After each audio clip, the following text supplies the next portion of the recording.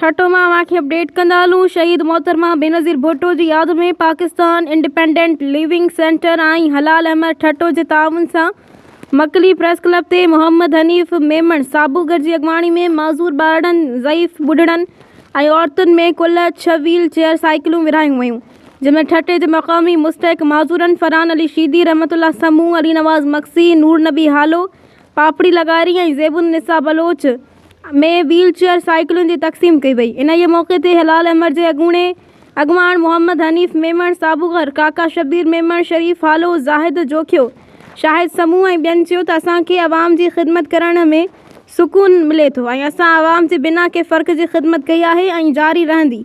हिननि जो चयो त हलाल अहमद पाकिस्तान हमेशह ग़रीब, बेपोच, बेसहारा माण्हुनि जी मदद कंदी पई अचे।